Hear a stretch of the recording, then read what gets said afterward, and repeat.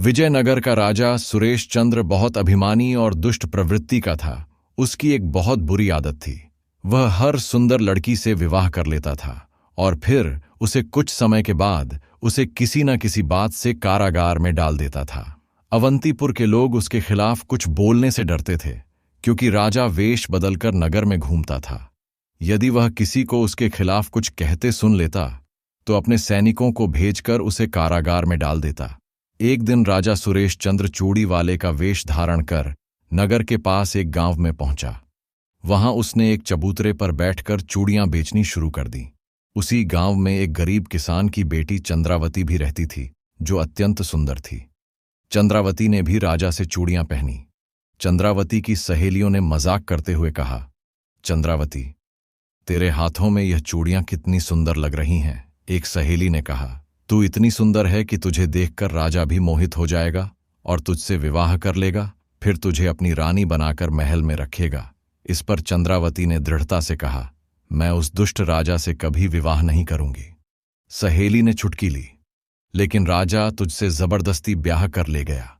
तो चंद्रावती ने जवाब दिया, अगर उसने ऐसा किया तो मैं उसे सबक सिखाकर उसकी अक्ल ठिकाने लगा दूंगी।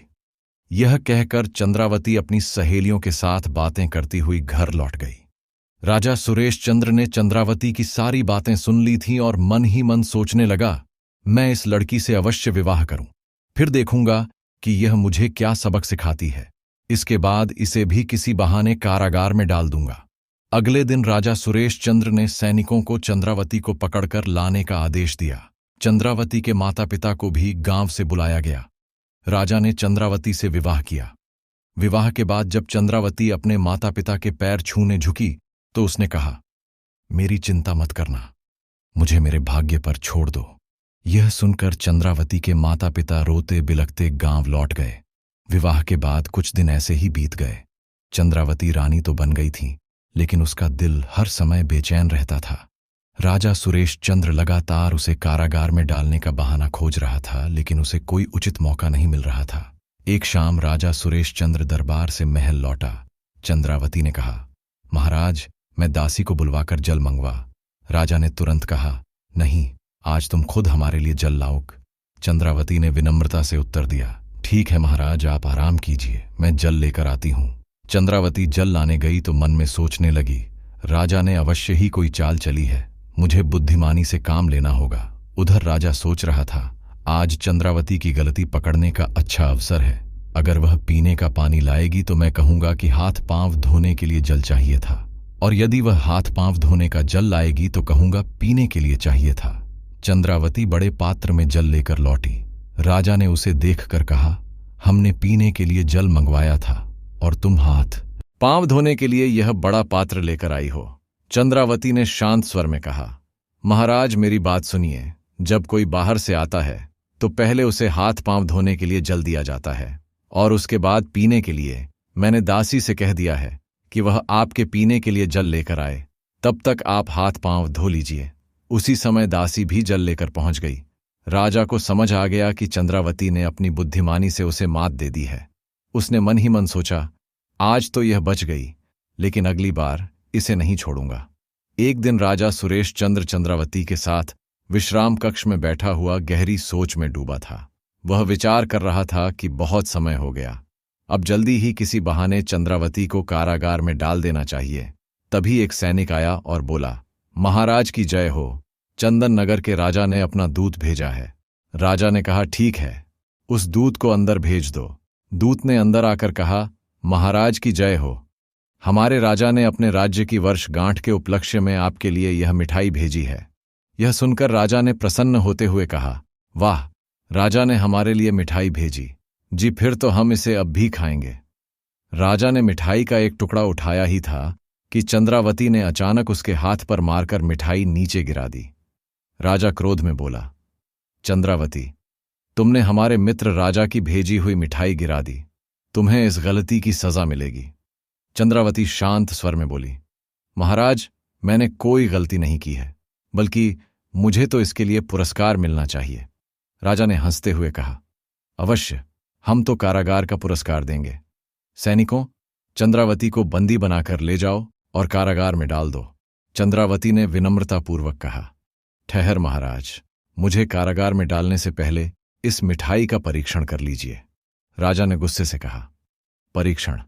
यह तुम्हारी कोई चाल है, लेकिन इससे तुम सजा से नहीं बच सकती। चंद्रावती ने उत्तर दिया। महाराज, मुझे अपनी गलती पर सजा स्वीकार है, परंतु एक बार इस मिठाई को किसी कुत्ते या बिल्ली को खिलाकर देख लीजिए। यह सुनकर वहां खड़ा दूत घबरा गया और सोचने लगा, मुझे यहां से भाग जाना चाहिए, नहीं तो राजा मुझे फांसी पर चढ़ा देंगे। राजा ने आदेश दिया, सैनिक पहले इस दूध को बंदी बना लो, फिर किसी कुत्ते या बिल्ली को मिठाई खिलाओ।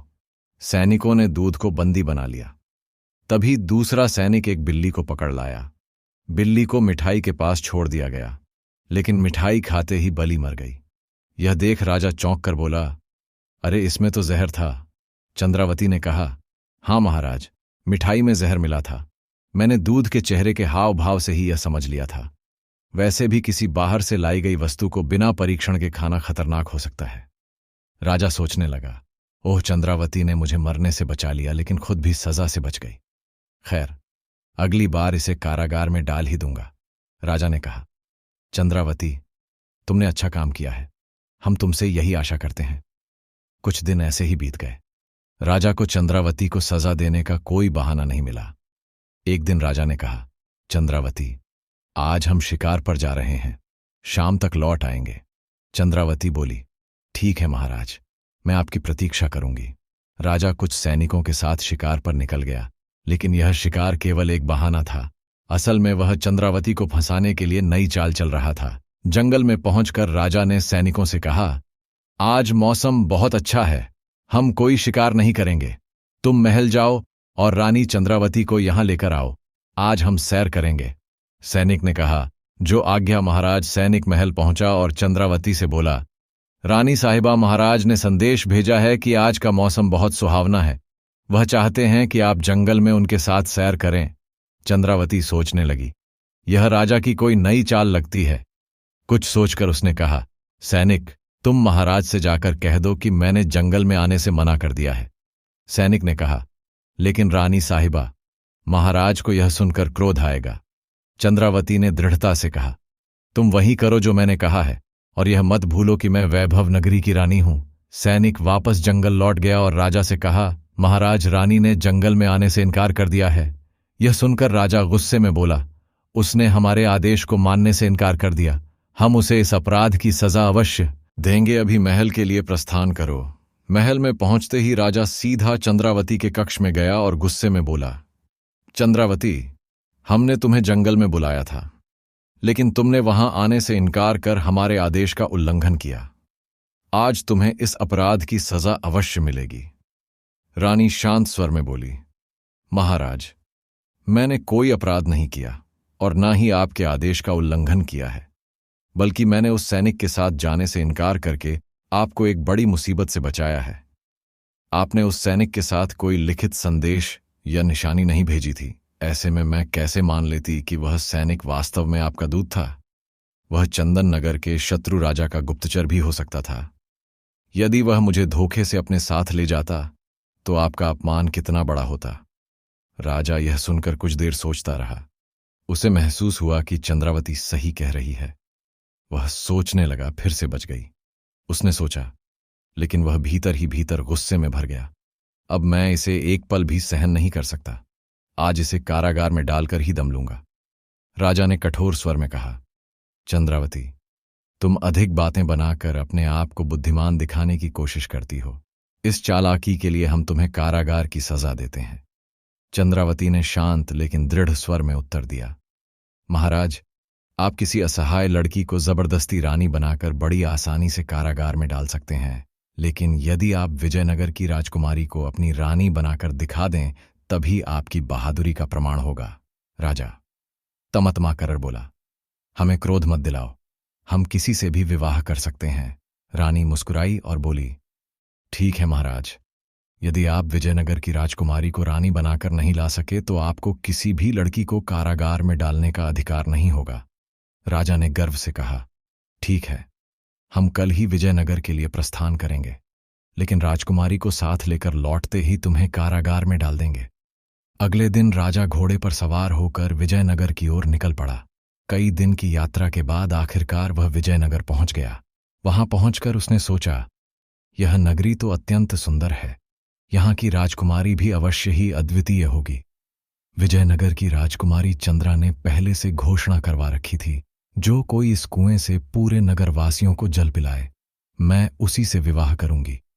यह सुनकर राजा सोचने लगा, अरे फिर तो राजकुमारी से विवाह करना बेहद आसान है, यह काम तो मैं बड़ी आसानी से कर लूंगा। राजा तेजी से घोड़ा दौड़ा हुआ महल के दरवाजे पर पहुंचा। सैनिकों ने राजकुमारी को सूचित किया, राजकुमारी जी, वैभव नगर के राजा सुरेश चंद्र यहां आए हैं और आपकी शर्त पूरी करना चाहते हैं। राजकुमारी ने राजा से कहा, राजा जी, एक बार फिर सोच लीजिए, यदि आप शर्त पूरी नहीं कर सके तो आपको बंदी बना लिया जाएगा। पहले भी कई राजा और राजकुमार यहां बंदी बनाए जा चुके हैं। राजा ने आत्मविश्वास से कहा, मैं आपकी शर्त अवश्य पूरी करूंगा, आप विवाह के लिए तैयार रहे। राजकुमारी ने सैनिकों को आदेश दिया, इनके लिए अतिथि गृह का प्रबंध करो, यह कल सुबह से जल पिलाने का कार्य शुरू करेंगे। अगले दिन सुबह राजा सुरेश चंद्र ने कुएं से जल निकालकर नगरवासियों को पिलाना शुरू किया। सुबह से दोपहर हो गई, फिर शाम, लेकिन नगरवासियों की भीड़ कम होने का नाम नहीं ले रही थी। राजा बुरी तरह थक चुका था। वह सोचने लगा, अब तो खड़ा होना भी मुश्किल हो रहा है और भीड़ है कि खत्म होने का नाम नहीं ले रही। थकान से चूर राजा जब कुएं से पानी निकालने के लिए उठा तो उसके कदम लड़खड़ा गए और वह कुएं की मुंडेर पर गिर पड़ा। यह देख नगरवासी बोले, देखो राजा गिर पड़ा, कोई इन्हें उठाओ। लेकिन वहीं खड़े सैनिकों ने कहा, ठहरो, राजा को कोई हाथ नहीं लगाएगा, हम इन्हें बंदी बनाकर राजकुमारी के पास ले जाएंगे। राजा सोचने लगा, हे भगवान, मैं यहां क्या सोचकर आया था और क्या हो गया। सैनिक सुरेश चंद्र को पकड़कर राजकुमारी चंद्रा के पास ले गए। राजकुमारी ने गंभीर स्वर में कहा, राजा सुरेश चंद्र, आप मेरी शर्त पूरी करने में असफल रहे, अब आपको कारागार में रहना होगा। राजा को कारागार में डाल दिया गया। कुछ दिनों तक राजा वापस नहीं लौटा तो चंद्रावती को चिंता होने लगी। उसने कुछ गुप्तचरों को राजा की खोज में भेजा और कहा, मुझे महाराज का पता लगाना है, इस काम के लिए तुम्हें उचित इनाम मिलेगा। कुछ दिनों बाद गुप्तचर लौट कर आए और बताया, रानी जी, महाराज विजयनगर में बंदी बनाए गए हैं, वे राजकुमारी की शर्त हार गए थे। चंद्रावती ने गंभीरता से कहा, ठीक है, तुम इस बात का जिक्र किसी से मत करना। अगले दिन चंद्रावती ने महामंत्री से विचार विमर्श किया और कहा, महामंत्री जी, मैं राजा को छुड़ाने के लिए स्वयं जाऊंगी, मेरे पीछे आप राज्य के सभी कार्य संभालें। यह कहकर चंद्रावती राजकुमार का वेश धारण कर विजयनगर की ओर निकल पड़ी। कई दिनों की लंबी यात्रा के बाद चंद्रावती विजयनगर पहुंच गई। महल के द्वार पर पहुंचकर जब उसने पहरेदार को अपने आने का प्रयोजन बताया तो वह उसे राजकुमारी चंद्रा के पास ले गया। राजकुमारी चंद्रा ने चंद्रावती से कहा, राजकुमार, एक बार फिर सोच लो, ऐसा ना हो कि तुम्हें आजीवन कारागार में रहना पड़े। चंद्रावती ने उत्तर दिया, राजकुमारी जी, यदि मैंने आपकी शर्त पूरी कर ली तो आपको मुझसे विवाह करने के साथ साथ सभी बंदियों को भी मुक्त करना होगा। राजकुमारी मुस्कुराते हुए बोली, ठीक है राजकुमार, मुझे आपकी शर्त स्वीकार है। अगले दिन सुबह चंद्रावती कुएं पर पहुंची और फुर्ती से स्त्री पुरुष और बच्चों की भीड़ को जल पिलाना शुरू कर दिया। शाम होने से पहले चंद्रावती ने सभी नगर घर वासियों को कुएं से पानी पिला दिया। इस कार्य को करते हुए उसे संतोष और आनंद की अनुभूति हुई। वहां खड़े सैनिकों ने कहा, राजकुमार, आपने शर्त जीत ली है, अब कृपया हमारे साथ राजकुमारी के पास चले। जब सैनिकों ने राजकुमारी चंद्रा के कक्ष में जाकर यह सूचना दी तो वह बोली, राजकुमार, अपनी शर्त के अनुसार मैं आपसे विवाह करने के लिए तैयार हूं और सभी बंदियों को मुक्त करने का आदेश देती हूं। दूसरे दिन चंद्रावती का विवाह राजकुमारी चंद्रा के साथ धूमधाम से संपन्न हुआ। विवाह के बाद चंद्रावती ने राजा सुरेश चंद्र को अपने सेवक के रूप में रख लिया। चूंकि चंद्रावती राजकुमार के वेश में थी, सुरेश चंद्र उसे पहचान नहीं पाया। चंद्रावती, कहा सुरेश चंद्र, मैंने तुम्हें कारागार से मुक्त कराया है, अब तुम्हें मेरे साथ रहना होगा। सुरेश चंद्र ने सिर झुकाकर कहा, जी राजकुमार, मुझे स्वीकार है, आपका यह उपकार मैं कभी नहीं भूलूंगा। 2 दिन बाद चंद्रावती राजकुमारी और सुरेश चंद्र के साथ वैभव नगर के लिए रवाना हुई। यात्रा के दौरान जब वे वैभव के पास पहुंचे तो चंद्रावती ने एक सैनिक से कहा, सुनो, हमें किसी आवश्यक कार्य से जाना होगा। तुम सब राजकुमारी और राजा को वैभव पहुंचाओ। यह कहकर चंद्रावती घोड़े पर सवार होकर तेजी से वहां से निकल गई। जब राजकुमारी चंद्रा और सुरेश चंद्र सैनिकों के साथ वैभव पहुंचे तो सुरेश चंद्र ने सोचा, अरे मैं तो अपने नगर पहुंच गया हूं, अब डरने की क्या बात है। यहां का राजा तो मैं ही हूं, इस राजकुमारी को भी अपने महल ले जाऊंगा। सुरेश चंद्र ने ऊंचे स्वर में कहा, सुनो, मैं इस नगर का राजा सुरेश चंद्र हूं, तुम सबको मेरा आदेश मानना होगा। यदि नहीं माना तो मैं तुम्हें अपने सैनिकों से कैद कराकर कारागार में डलवा दूंगा। के बाद सुरेश चंद्र सबको अपने महल ले गया। महल में पहुंचते ही सुरेश चंद्र ने चंद्रावती को अपने कक्ष में बुलाया। चंद्रावती ने पूछा, आप आ गए महाराज, कई दिनों से मैं आपकी प्रतीक्षा कर रही थी। सुरेश चंद्र ने गर्व से कहा, हम विजयनगर की राजकुमारी चंद्रा को अपनी रानी बनाकर लाए हैं। अब तुम्हें शर्त के अनुसार कारागार में रहना होगा। चंद्रावती चंद्रा के पास जाकर बोली, राजकुमारी चंद्रा तो सचमुच बहुत सुंदर, लेकिन क्या सच में महाराज ने आपको शर्त जीतकर रानी बनाया है? सुरेश चंद्र ने उत्तर दिया, राजकुमारी चंद्रा तुम्हारे सामने बैठी है, फिर तुम ऐसा प्रश्न क्यों कर रही हो? चंद्रावती ने गंभीर स्वर में कहा, महाराज, आप झूठ बोल रहे हैं। यह तो मुझे पता है, क्योंकि राजकुमारी चंद्रा और मैं सहेलियां हैं। जिस राजकुमार ने राजकुमारी चंद्रा से विवाह किया था वह और कोई नहीं बल्कि मैं स्वयं थी। चंद्रावती ने आगे कहा, मैं और राजकुमारी चंद्रा ने मिलकर यह योजना बनाई थी। हमारा विवाह केवल एक नाटक था ताकि आपको सबक सिखाया जा सके। यह सब इसलिए किया गया ताकि आप अपनी झूठी शान और अभिमान को त्याग दें और एक बेहतर इंसान बन सके। चंद्रावती ने पूरी घटना विस्तारपूर्वक सुनाई। सच्चाई जानकर सुरेश चंद्र अत्यंत शर्मिंदा हुआ। उसने चंद्रावती से कहा, चंद्रावती, मुझे क्षमा कर दो। अपने झूठे अभिमान के कारण मैं तुम्हें पहचान नहीं सका। मैं बहुत पछता रहा हूं। इसके बाद सुरेश चंद्र ने अपने कारागार में बंद सभी स्त्रियों को मुक्त कर दिया। राजकुमारी चंद्रा भी अपने राज्य लौट गई। सुरेश चंद्र और चंद्रावती अब साथ रहने लगे। राजा ने अपना झूठा अभिमान त्याग दिया और रानी के साथ सुखपूर्वक रहने लगा। दोस्तों, कहानी यहीं पर समाप्त होती है। अगर कहानी आपको अच्छी लगी है तो कमेंट में अपने शहर का नाम जरूर लिखें। आप कौन से शहर से हैं? मैं आपके कमेंट को जरूर लाइक करूंगा।